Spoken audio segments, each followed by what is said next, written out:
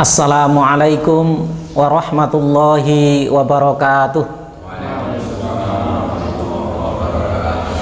Alhamdulillah, alhamdulillahilladzi an'ama alaina bi ni'matil iman wa arsyadana bidinil islam wa hadana bil qur'an.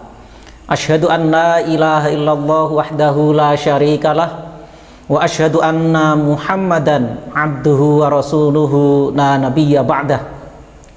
Allahumma sholli wa sallim wa barik ala nabiyyina Muhammadin wa ala alihi wa ashabi ajma'in.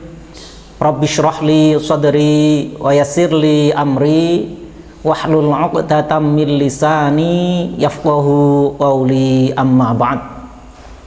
Ma'asyiral muslimin rahimakumullah.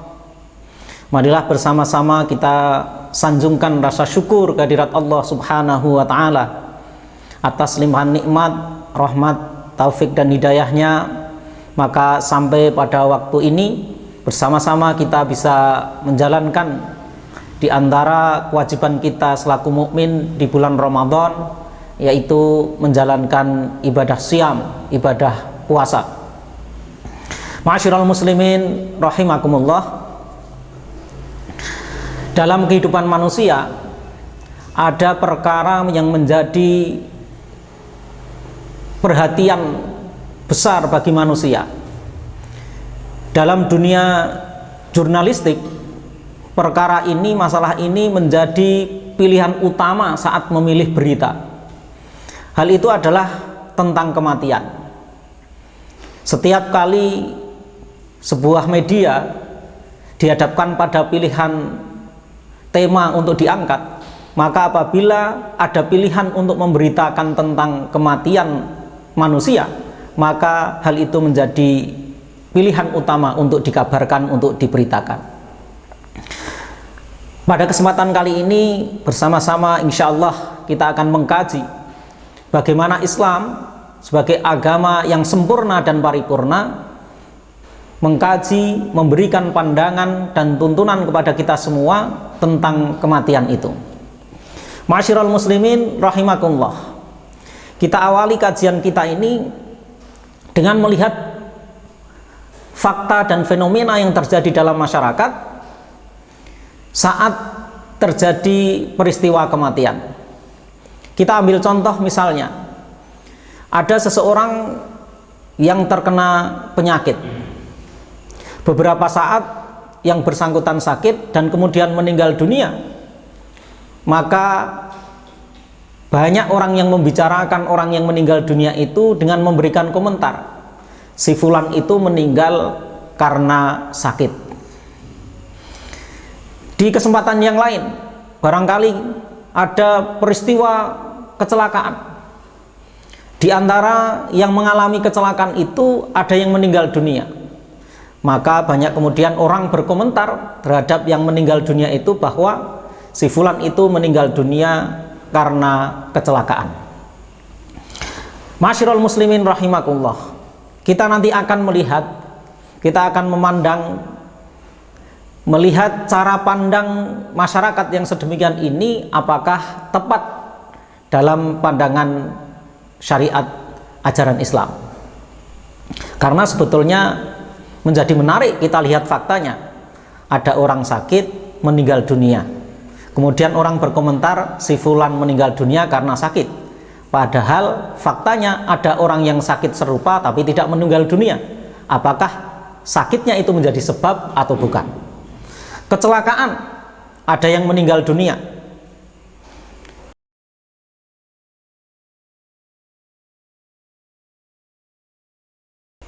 Apakah di si fulan bisa jadi ada kecelakaan yang lain dengan proses kecelakaan yang lebih berat, tetapi ternyata tidak menyebabkan yang bersangkutan kemudian meninggal dunia. Ma'asyiral muslimin rahimakumullah. Maka dalam pandangan Islam ada dua hal terkait dengan peristiwa kematian itu. Ada yang disebut sebagai ahwalul maut dan disebut sebagai asbabul maut. Ahwalul maut adalah keadaan-keadaan, kondisi-kondisi yang biasanya beriringan dengan proses kematian. Sifatnya tidak pasti. Dan disinilah sebetulnya manusia mampu untuk mengetahui. Maka kalau ada orang meninggal dunia yang sebelumnya dia sakit, inilah sebetulnya ahwalul maut, halul maut, keadaan yang beriringan dengan proses kematian dari si fulan itu. Si fulan itu mati beriringan dengan saat yang bersangkutan sakit. Karena faktanya ada juga orang yang tanpa sakit kemudian meninggal dunia. Maka orang yang tidak sakit kemudian meninggal dunia, halul maut, keadaan yang beriringan dengan kematiannya adalah keadaan sehat. Itu yang pertama. Ahwalul maut, keadaan-keadaan yang beriringan dengan proses kematian. Yang kedua, apa yang disebut sebagai asbabul maut, sebab-sebab kematian. Maka karena ini disebut sebagai sebab, asal sebabnya terpenuhi, maka peristiwa kematian sebagai akibatnya pasti terjadi. Bersifat hukum kausalitas, sebab akibat. Kalau sebabnya ada, akibatnya juga ada. Hal yang seperti ini, sebab seseorang mati itu sifatnya ghaib. Manusia tidak tahu. Maka untuk sedikit memahami, kita membutuhkan dalil, membutuhkan petunjuk yang sifatnya pasti dari zat yang mengatur tentang kehidupan dan kematian itu.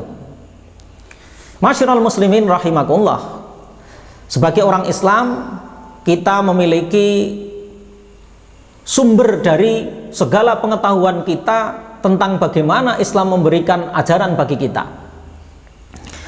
dan sifatnya qat'i, sifatnya mutlak, pasti. Qat'iyyut tsubut wa qat'iyyud dilalah. Sifatnya pasti sebagai sumber ajaran sekaligus pasti sebagai sumber petunjuk dalam kehidupan kita. Hal itu adalah Al-Qur'anul Karim, Al-Qur'an yang mulia. Maka untuk memahami tentang asbabul maut, sebab-sebab kematian, marilah kita merujuk bagaimana Al-Qur'an berbicara tentang kematian. Maka kita akan ambil beberapa ayat yang berbicara tentang kematian tersebut. Yang pertama, ma'asyiral muslimin rahimakumullah, kita bisa melihat dalam Al-Quran surah Ali Imran ayat 145. Allah subhanahu wa ta'ala berfirman, wa ma kana li nafsin an tamuta illa biidnillahi kitaban muajjala. Sesuatu yang bernyawa tidak akan mati melainkan dengan izin Allah. Illa biidnillah, kematian hanya akan terjadi dengan izin Allah. Kitaban muajjala, sebagai ketetapan yang telah ditetapkan waktunya.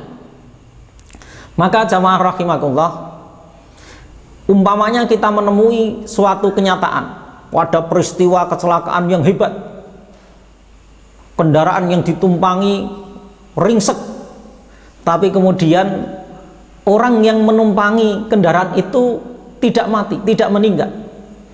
Maka menurut ayat ini bahwa kematian hanya akan terjadi dengan izin Allah dan waktunya sudah ditentukan oleh Allah Subhanahu wa taala. Maka saat menemui fakta yang sedemikian ini, kecelakaan hebat tetapi orangnya tidak meninggal dunia, cara pandang kita adalah bahwa orang itu tidak meninggal dunia bukan karena sakti mandraguna, tetapi yang bersangkutan tidak meninggal dunia karena Allah belum mengizinkan yang bersangkutan untuk meninggal dunia. Kenapa belum diizinkan oleh Allah? Karena belum sampai ketentuan waktu yang sudah ditentukan oleh Allah Subhanahu wa ta'ala. Itu yang pertama. Surah Ali Imran ayat 145 memberikan pandangan kepada kita, memberikan ajaran, tuntunan kepada kita bahwa kematian itu akan datang dengan izin Allah dan waktunya sudah ditentukan. Ayat yang kedua yang bisa kita ambil sebagai bahan kajian kita saat mengkaji tentang kematian, bisa kita dapati dalam Al-Quran surah Az-Zumar ayat 42. Allah Subhanahu wa ta'ala berfirman, Allahu yatawaffal anfusa hina mautiha wallati lam tamut fi manamiha. Allah memegang jiwa, memegang nyawa orang ketika matinya, dan memegang jiwa, memegang nyawa orang yang belum mati di saat tidurnya. Jadi perlu kita fahami apa sebetulnya perbedaan antara hidup dan mati itu dalam pandangan Islam. Yang disebut hidup adalah ma ijtama'a bainar ruh wal jasad. Yang disebut hidup adalah saat dimana berkumpul menjadi satu antara ruh dengan jasad. Sementara yang disebut dengan mati, ma huwal maut, al mautu huwa ma iftaraqa bainar ruh wal jasad. Saat terpisah antara ruh dengan jasad. Asal ruh dengan jasad menjadi satu, maka dia hidup. Dan sewaktu ruh dan jasad terpisah, maka itulah saat kematian. Dalam ayat ini Allah Subhanahu wa ta'ala berfirman bahwa saat seseorang mati, maka ruhnya dalam genggaman Allah Subhanahu wa ta'ala. Dan bagi yang hidup, saat tidurnya juga digenggam oleh Allah Subhanahu wa ta'ala nyawanya. Dan memang orang yang tidur itu syibhul maut, seperti dalam keadaan mati, seperti orang yang mati. Maka orang yang tidur juga adalah termasuk di antara 3 jenis orang yang rufi al-qalab, yang diangkat hukum, tidak terkena hukum. Jadi ada 3 jenis manusia yang tidak terkena hukum. Yang pertama anis sobiyyi hatta yahtalima, seorang bayi sampai dengan dia bermimpi, sampai dengan baliknya dia tidak terkena hukum. Jadi kalau kita dapati di bulan Ramadan seperti ini, siang hari kok ada manusia yang makan, minum dengan sengaja di siang hari, tapi ternyata dia anak kecil, tidak berdosa. Karena anis sobiyyi hatta yahtalima, dari bayi sampai dengan dia balik tidak terkena hukum. Yang kedua, anin naimi hatta yastaiqido, dari orang yang tidur sampai dengan dia bangun. Maka kalau ada orang yang mengigo, ngelindur, umpamanya ngelindur keluar dari rumahnya, kemudian mengambil rambutan milik tetangga, dia tidak dianggap sebagai mencuri, asal ngigo beneran. Beda kalau kemudian ngigonya tiap malam dan ambilnya selalu 5 kilo tiap malam. Nah, itu ngigo buat-buatan, tidak terkena hukum kalau ngigo beneran. Yang ketiga, anil majnuni hatta yafido, dari orang yang gila sampai dia sembuh. Nah, itulah gambaran orang yang mati saat dia hidup, yaitu orang yang tidur. Maka doa orang yang mau tidur menggambarkan hal yang sedemikian. Orang mau tidur itu doanya bismika Allahumma ahya wa bismika amut, dengan menyebut namamu ya Allah aku hidup, dan dengan menyebut namamu ya Allah aku mati. Karena orang yang mau tidur itu dalam keadaan hidup akan mati, syibhul maut, seperti orang yang mati. Lebih kelihatan lagi bahwa orang yang tidur itu bagaikan orang mati saat bangunnya, karena Allah Subhanahu wa ta'ala lewat Rasul menuntunkan kepada kita semua bagaimana doa saat bangun tidur. Alhamdulillahilladzi ahyana ba'dama amatana wa ilaihin nusyur. Segala puji bagi Allah yang telah menghidupkan kami setelah mematikan kami, dan kepadanya lah kita semua akan kembali. Karena memang saat tidur itu kita bagaikan mati, dan saat bangun kita dihidupkan oleh Allah Subhanahu wa ta'ala. Yang ketiga, jamaah rahimakumullah, ma'asyiral muslimin, kita bisa melihat dalam Al-Quran Surah Al-Baqarah ayat 258, Allah Subhanahu wa ta'ala berfirman, Rabbiyalladzi yuhyi wa yumit, Tuhankulah zat yang menghidupkan dan mematikan. Dari ayat ini maka kita orang yang yakin dengan Al-Quran sebagai sumber ajaran dalam kehidupan kita hanya meyakini bahwa satu-satunya zat yang bisa menghidupkan dan bisa mematikan adalah Allah Subhanahu wa ta'ala. Nanti di bagian akhir kita akan melihat bagaimana efek, bagaimana pengaruh keyakinan yang benar tentang kematian itu akan ada bedanya antara keyakinan yang benar tentang kematian dengan keyakinan yang salah tentang kematian itu. Di antaranya keyakinan tentang bahwa yang bisa menghidupkan dan mematikan hanyalah Allah Subhanahu wa ta'ala. Maka di antara sifat Allah adalah Allahu huwal muhyi wa huwal mumit. Allah lah zat yang maha menghidupkan dan maha mematikan. Ma'asyiral muslimin rahimakumullah. Kita lihat ayat yang lain yang berbicara tentang kematian. Dalam surah Al-Baqarah ayat 28, Allah Subhanahu wa ta'ala berfirman, kaifa takfuruna billahi wa kuntum amwatan fa ahyakum thumma yumitukum thumma yuhyikum thumma ilaihi turja'un. Mengapa kamu kafir kepada Allah? Wa kuntum amwatan, padahal dulu kalian semua adalah mati. Fa ahyakum, maka Allah kemudian hidupkan kalian semua. Tsumma yumitukum, kemudian Allah pasti akan mematikan kalian semua. Tsumma yuhyikum, kemudian Allah pasti akan menghidupkan kembali kalian semua. Tsumma ilaihi turja'un, kemudian kepadanya lah kalian semua akan kembali.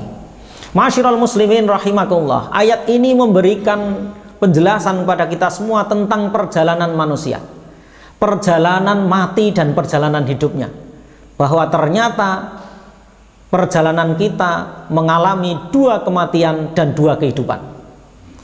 Perjalanan manusia diawali dari kematian. Tadi sudah kita sampaikan bahwa pengertian kematian adalah ma iftaraka bainar ruh wal jasad, saat terpisah antara ruh dengan jasad. Kapan mati yang pertama itu? Mati yang pertama adalah saat kita berada di alam ruh. Saat berada di alam ruh, ruh kita ada tapi jasad kita belum ada. Maka tidak mungkin untuk bertemu, untuk jadi satu. Maka kita berada dalam kondisi mati. Fa'ahyakum, maka kemudian kita dihidupkan oleh Allah Subhanahu wa ta'ala.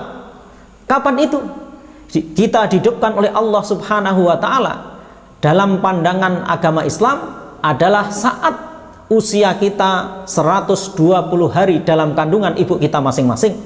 Karena pada saat itulah fa'angfuhu fihi ruh, maka aku tiupkan ke dalam janin itu ruh. Saat mulai bertemu antara jasad dengan ruh, itulah hidup. Itulah hidup yang pertama. Saat usia 4 bulan atau 120 hari dalam kandungan ibu kita masing-masing. Berapa lama hidupnya? Hidup yang pertama ini beraneka macam. Ada yang bahkan saat masih dalam kandungan sudah kemudian mati, lahir sudah dalam keadaan mati. Ada yang diberi umur ukuran jam, ada yang diberi umur ukuran hari, ada yang diberi umur tahunan, ada yang belasan tahun, ada yang 20 tahun lebih, ada yang bahkan 90 tahun belum mati-mati. Itu jatah yang diberikan oleh Allah Subhanahu wa ta'ala kepada kita masing-masing. Hidup yang pertama, hidup di dunia.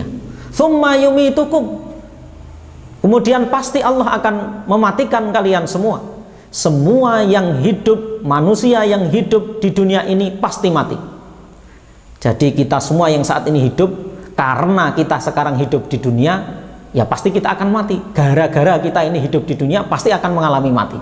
Tidak ada orang yang hidup seterusnya di dunia, pasti suatu saat akan mati sesuai kitabam muajjalah, sesuai waktu yang sudah ditetapkan oleh Allah Subhanahu wa ta'ala.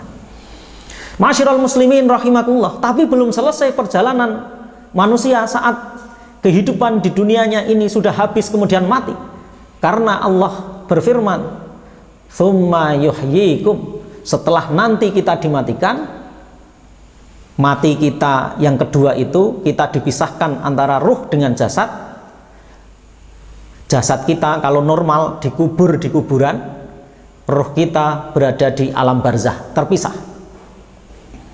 Maka saya sering berpesan bagi mereka-mereka yang ketakutan saat datang ke kuburan. Tidak usah takut, karena di situ hanya ada jasadnya. Di situ tidak ada ruhnya. Kalau ruhnya juga di situ kumpul, hidup pasti dia. Nah, suatu saat pasti kita akan dihidupkan lagi oleh Allah Subhanahu wa Ta'ala. Kapan itu? Yaumul Ba'ats, hari kebangkitan.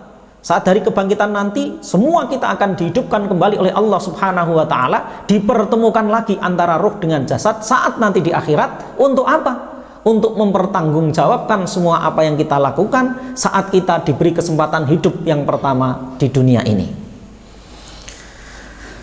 Kita lihat ayat yang berikutnya tentang kematian itu. Kita bisa melihat di surah An-Nisa ayat 78. Allah Subhanahu wa Ta'ala berfirman, "Ainama takunu yudrikumul mautu walau kuntum fi burujim musyayyadah." Di mana saja kamu berada, kematian akan mendapatkan kamu. Kendati pun kamu berada di dalam benteng yang tinggi, kokoh dan kuat. Ini adalah pemberitahuan Allah kepada kita semua yang saat ini kita hidup di dunia, bahwa kematian itu pasti akan datang. Mau ngumpet di mana saja, pasti akan didatangi oleh maut itu. Janji Allah kepada kita semua. Dan fakta sudah membuktikan, sekaya apapun orang, setinggi apapun jabatan orang, suatu saat tiba ajalnya. Nanti kalau kita lihat makna ajal itu apa, dalam kamus, ajal itu artinya batas waktu. Saat tiba ajalnya, saat tiba batas waktunya, pasti akan mati. Jamaah ma'asyiral muslimin rahimakumullah, kita lihat ayat berikutnya yang berbicara tentang kematian, bisa kita dapati dalam Al-Quran, surah Al-Jumu'ah ayat ke-8. Allah Subhanahu wa Ta'ala berfirman, "Qul innal mautal ladzi tafirruna minhu fa innahu mulaqikum." Qul, katakanlah hai Muhammad, innal mauta, sesungguhnya kematian itu, alladzi, yang tafirruna, kalian semua berlari, minhu, darinya, fa innahu mulaqikum, maka sesungguhnya kematian itu pasti akan menemuimu. Lagi-lagi janji Allah, pemberitahuan Allah kepada kita semua, bahwa kita semua yang sekarang hidup di dunia ini pasti akan ditemui oleh kematian. Ma'asyiral muslimin rahimakumullah, dari beberapa ayat yang sudah kita sampaikan tadi, maka ada beberapa hal yang bisa kita simpulkan. Di antaranya adalah bahwa kematian itu yang memberikan kepada kita semata-mata hanyalah Allah. Allahu wal muhyi wa huwal mumit. Allah zat yang maha menghidupkan sekaligus zat yang maha mematikan. Penyebabnya apa? Penyebabnya adalah saat datang ajalnya. Di awal kajian kita tadi, kita sudah menyampaikan ada dua hal, ahwalul maut wa asbabul maut. Ahwalul maut, keadaan yang beriringan dengan kematian. Asbabul maut, sebab-sebab kematian. Asbabul maut, sebab-sebab kematian adalah saat tiba ajalnya. Ini hukum kausalitas, hukum sebab akibat. Asal sudah sampai kepada ajalnya, sampai kepada batas waktunya, pasti akan mati. Tidak urusan dia kaya, tidak urusan dia pangkatnya tinggi, tidak urusan dia sehat. Asal sudah sampai datang ajalnya, pasti akan mati. Itulah sebab kematian. Tanpa harus sakit, tanpa harus kecelakaan, tanpa harus jadi orang miskin, tanpa terkena virus corona, asal sudah sampai ajalnya pasti akan mati. Nah, ma'asyiral muslimin rahimakumullah, ada dalil-dalil penguat yang lain, diantaranya surah Al-Munafikun ayat 11. Allah berfirman, "Wala yu'akhirallahu nafsan idza jaa ajaluha." Dan sekali-kali Allah tidak akan menangguhkan kematian seseorang apabila telah datang ajalnya, telah datang batas waktunya. Di surah An-Nahl ayat 61 juga Allah Subhanahu wa Ta'ala berfirman dengan kandungan yang kurang lebih sama, fa idza jaa ajaluhum la yastakhiruna sa'atan wa la yastaqdimun. Fa idza, maka apabila jaa, telah datang, ajaluhum, batas waktu mereka, la yastakhiruna sa'atan, Mereka tidak akan bisa mengakhirkan saatan walau sesaat, wala yastaqdimun, juga tidak bisa memajukan walau sesaat. Saat datang ajalnya, saat itu juga seseorang akan menemui kematiannya. Masyiral muslimin rahimakumullah, dari pandangan yang sedemikian ini bisa jadi orang kemudian justru menjadi salah faham, memiliki faham yang salah tentang kematian. Kalau memang kematian itu sudah ditentukan waktunya, sudah ditentukan batas waktu hidup seseorang, maka barangkali kemudian ada orang yang bersifat fatalis. Kalau begitu ya sudah, orang sakit biarkan saja, kalau belum sampai ajalnya kan tidak mati juga. Ada orang kecelakaan, sakit parah, biarkan saja, kalau belum sampai ajalnya kan tidak mati juga. Ini pandangan yang tidak pas. Karena apa? Saat sakit kita berobat, kita berikhtiar untuk menjadi sehat, maka sungguh yang memberikan sehat memang Allah, tapi ikhtiar kita dengan cara yang benar sesuai syariat Islam untuk mendapatkan kesehatan itu menjadi salah satu bagian yang bernilai amal soleh bagi kita semua. Saat ada orang yang kecelakaan, kita bantu agar kemudian dia menjadi sehat kembali. Memang yang menjadikan sehat itu Allah Subhanahu wa ta'ala, tetapi ikhtiar kita, usaha kita menolong orang agar dia menjadi sehat, menjadi bagian dari amal soleh kita. Maka pada bagian akhir kita sampaikan bahwa yang penting dalam urusan kematian itu adalah kita berikhtiar agar mendapati halul maut yang baik, keadaan yang beriringan dengan kematian dalam keadaan yang baik. Bukankah kita kenal dalam kehidupan kita ini ada dua istilah, husnul khotimah dan su'ul khotimah, akhir yang baik dan akhir yang buruk. Itu urusannya bukan urusan sebab matinya, karena kalau sebab matinya semuanya sama, yaitu ajal, tetapi keadaan yang beriringan dengan proses kematian itu. Kita pernah mendapati ada orang saat sholat meninggal dunia, saat bersodakoh meninggal dunia, insya Allah itu husnul khotimah. Sebaliknya kadang kita dapati ada orang yang sedang bermaksiat meninggal dunia, na'udzubillah.